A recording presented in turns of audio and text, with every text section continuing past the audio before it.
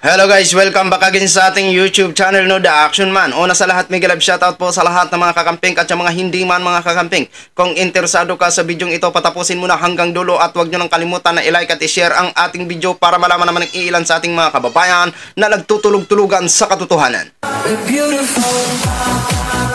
So muli naman nagbabalik ang nag-iisa nyong host na si The Action Man para magbigay ng komentaryo at reaction sa mga mainit ng issue ng bayan.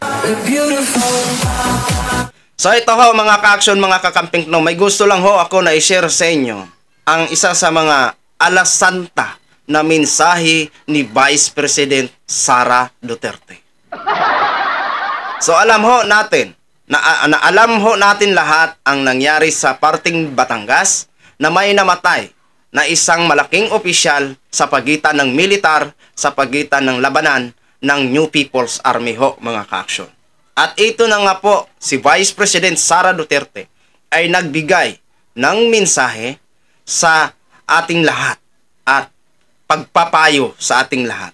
At itinuturing niya na trahidor ang mga New People's Army. Bago ho tayo magtuloy-tuloy, kung sino nga ba ang totoong trahidor bukod sa mga New People's Army, panoorin na po natin ang nasabing pahayag.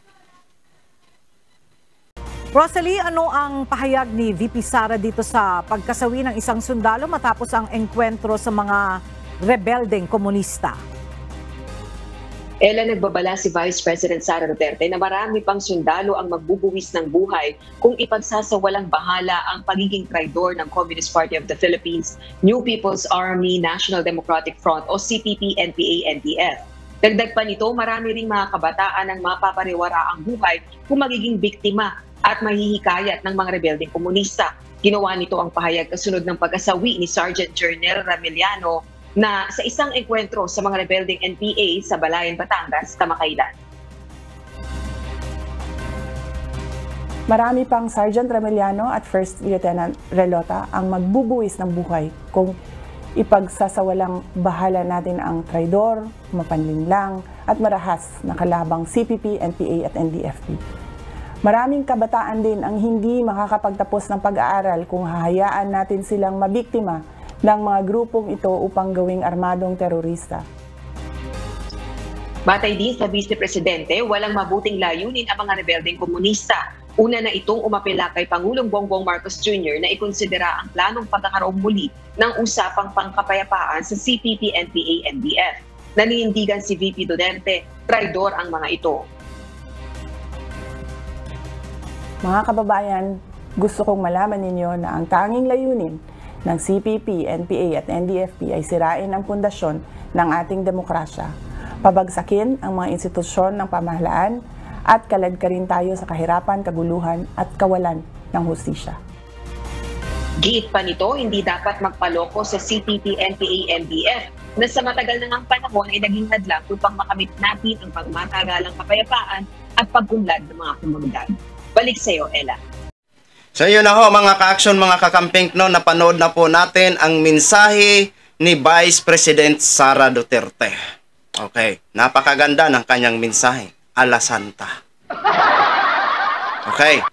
Una-una sa lahat, nakikiramay po ako sa namatayan. Ayan. Ako po ay nalungkot din sa balitang ito.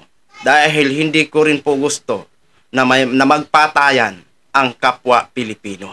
Oo. Gusto ho natin ang mapayapang pamumuhay, masayang pamumuhay, tahimik na pamumuhay dito mismo sa bansa nating sinilangan. Diba ito si Vice President Sara Duterte, tutol sa pisto, tutol sa amnestiya, na kung saan ang magbalik pamahalaan ang ating mga kababayan na nag-anti-government ho mga ka-action. Dahil ang gusto niya siguro ay kaguluhan. Dahil ayaw niya ng amnestiya. Ayaw niya ng peace talk.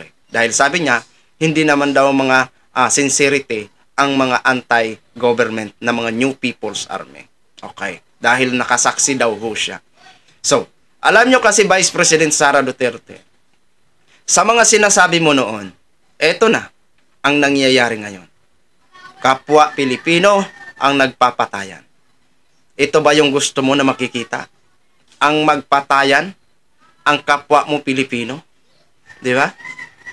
Dapat nga ho sana, bilang pangalawang ina ho kayo ng Pilipinas, umayon ho kayo sa kagustuhan ng nakakataas na si Bongbong Marcos na kung saan pinag-iisipan na kailangan magkaroon ng pistok at amnestiya sa pagitan ng mga rebelde at sa gobyerno.